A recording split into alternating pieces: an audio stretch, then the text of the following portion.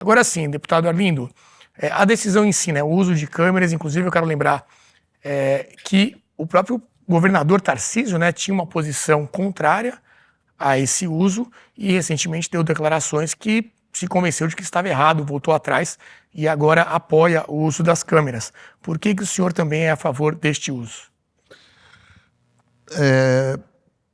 Primeiro que protege a população. Em segundo, protege o policial militar também.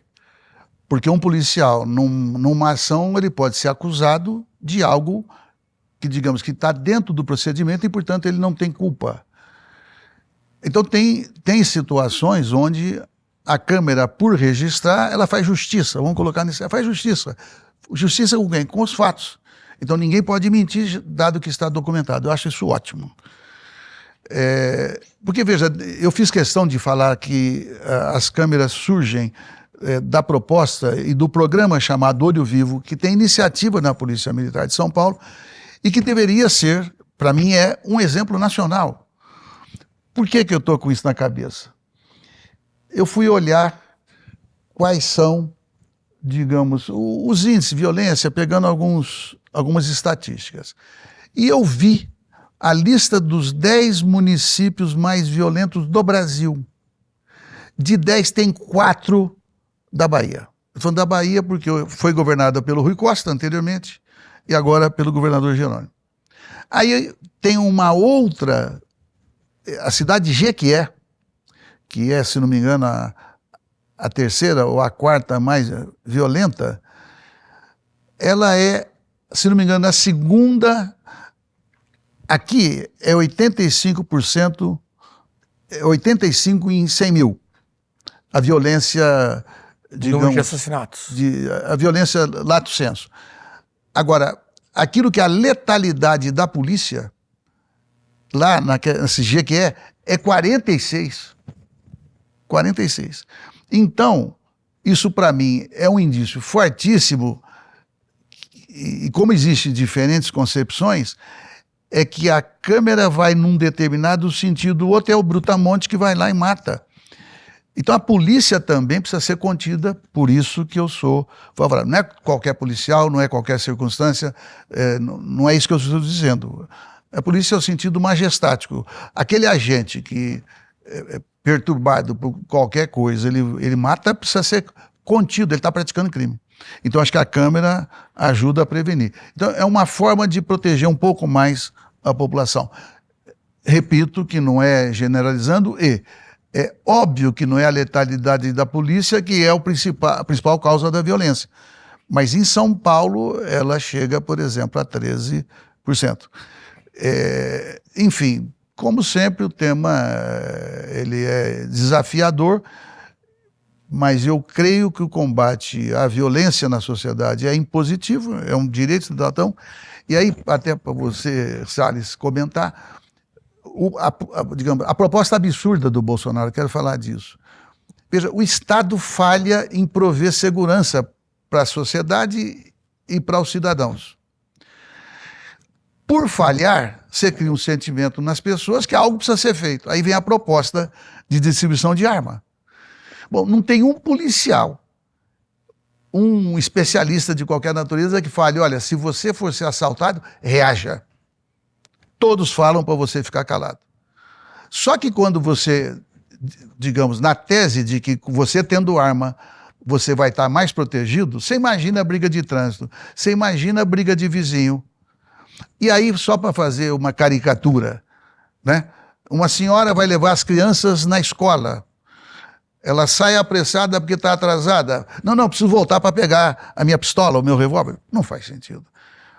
Então eu estou dizendo que, muitas vezes, para problemas complexos, tem propostas simples que tocam no coração, mas precisa tocar no cérebro, que são erradas. Então, essa é uma outra coisa.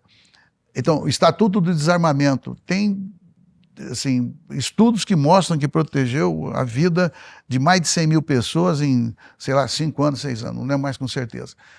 Então, eu estou, combatendo, porque a bancada da bala, né, especialmente, ela ela se mobiliza, estou falando bancada da bala no Congresso Nacional, ela se mobiliza pelo exercício tradicional da polícia, que é violento. E é ineficaz.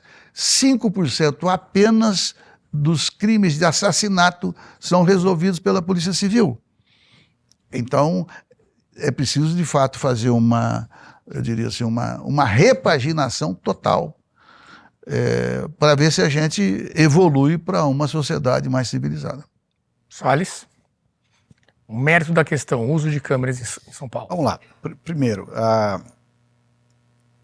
o Brasil é um país extremamente violento e que o crime organizado no Brasil, e o crime de forma geral, não só o organizado, mas o desorganizado, não é o crime da Inglaterra, não é o crime da Europa em geral, né?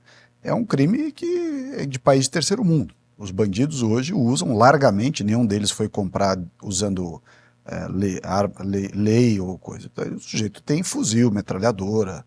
Hoje, assalto de cidade do interior para roubar posto de gasolina, desce 4 caras de fuzil num posto de gasolina. Então, essa visão meio, os americanos usam a palavra naive, né, meio inocente, de que, olha, para combater o crime, isso é uma polícia meio... O ideal de algumas pessoas é uma polícia inglesa, né? O sujeito, colete amarelinho, uma pistolinha elétrica que dá o choque, um spray de pimenta. Mataram o brasileiro no metrô, Pois é, mas a polícia inglesa é a polícia que eu acho que o PSDB, a Tucanada, esse pessoal sempre gostou, fez, né? A polícia tem que ser isso.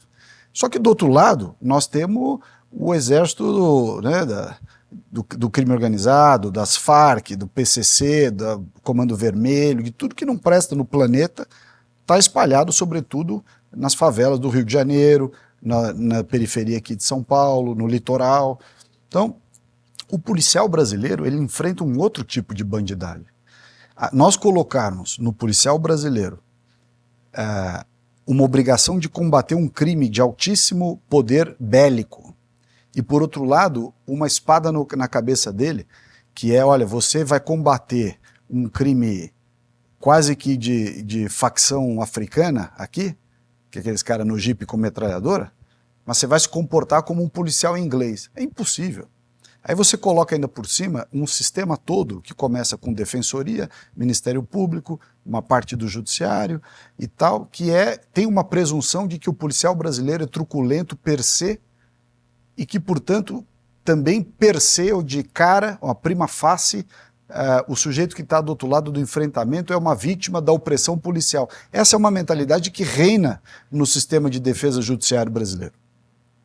Tanto que há essa quantidade enorme de policiais que são processados, afastados e tudo mais pela defensoria, que eu conheço bem, porque fui governo várias vezes, tem um traço ideológico gigantesco antipolícia.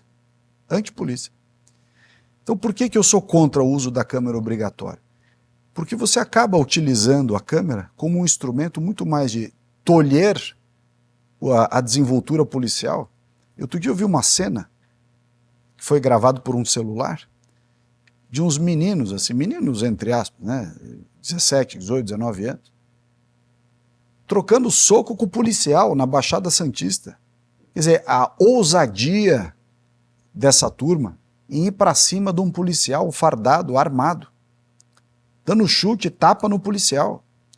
E o policial sem saber meio como reagir, porque ele sabe que se ele reagir, ele vai ser responsabilizado no último grau, porque a perseguição destes órgãos, ouvidoria, defensoria, etc., é gigantesca. Há um desequilíbrio total, não há imparcialidade, não há sequer uma tecnicalidade a defender os policiais. Nos Estados Unidos, se uma pessoa der um tapa na cara de um policial, o policial deita a pessoa no chão na porrada e mete a algema na pessoa na porrada. Aqui, se ele fizer isso, ele vai preso, o policial. Então, eu acho que nem tanto para um lado, nem tanto para o outro. Eu não sou a favor de violência policial em cima de gente inocente, evidentemente. Acho que nesses casos de abuso, uma Câmara teria ajudado, mas conhecendo a realidade do policiamento no Brasil e a do Estado de São Paulo em especial, eu acho que nós estamos criando, e eu já ouvi isso de muitos policiais, nós estamos criando nos policiais uma sensação de que é melhor não fazer nada. O que eu fizer vai ficar ruim para mim. Aí quem sofre? A sociedade. Porque o policial acovardado, o policial encurralado, o policial amedrontado pelos órgãos correcionais, pela defensoria, por alas do Ministério Público, enfim, pelo sistema que nós já falamos aqui, este policial passa a ser ineficaz para a sociedade. Do lado de lá, a criminalidade que ele está enfrentando não tem nenhum freio. Você assiste essas imagens da pessoa que... Outro dia tem um vídeo que até me emociona quando eu assisto. Está um pai com a filha dentro de um carro parado, acho que ele estava desembarcando a filha na casa da ex-mulher. Chega 3 bandidos para roubar o carro e a filha ainda estava no banco de trás.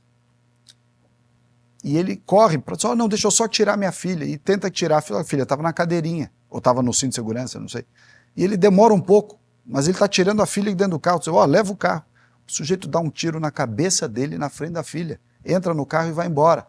E a menina, com o pai deitado no meio da rua, ensanguentado, a menina, papai, papai, papai. Se o polícia pega esse bandido na esquina, se por acaso dá de cara com o bandido, qual é a reação do policial? É ir para cima do bandido. Se o policial tiver com medo de ir para cima do bandido, porque qualquer coisa que ele faça é considerado abuso, e as ações da defensoria e da ouvidoria em cima dos policiais são covardes. Covardes. Eu digo aqui com todas as letras, as ações para cima dos policiais são covardes. Por quê? Porque exige que ele seja afastado com redução de salário, ele não tem para ele, atividade policial, um bom corpo judicial para o defender, ele tem que tirar o pouco dinheiro que ele tem para se defender. A defensoria faz o diabo com a vida do sujeito, e quando ele ganha ação, muitas vezes, não acontece nada com aquele defensor que propôs ações temerárias em cima do policial. Então, uma boa medida para a gente começar a reequilibrar esse jogo, e quem sabe lá na frente, portanto, ter condições de botar a Câmara numa situação de isonomia, a primeira medida é dizer o seguinte, defensor público que entrou com ação com excesso de poder, com abuso de poder, com ações temerárias, vai responder na física pelo abuso que está cometendo contra o policial, manchando o nome do policial, destruindo a família do policial e a reputação do policial. Se nós tivermos um reequilíbrio prévio de todo esse sistema de responsabilização, procedimentos e tudo, em favor dos policiais, aí quem sabe eu começo a acreditar que nós podemos ter Câmara de uso direto. Mas não será também, digo mais, não será também por uma decisão de magistrado, seja ele quem for. Esta é uma decisão que tem que caber ao chefe do executivo, apenas e tão somente. Se ele escolher fazer, ele arca com o ônus e o bônus da decisão que tomar. E se ele decidir não fazer, como foi o caso do Caiado em Goiás, ele arca com o ônus e com o bônus de não fazer. Não será um terceiro que não tem voto que vai dizer para o executivo se tem que usar a Câmara ou não.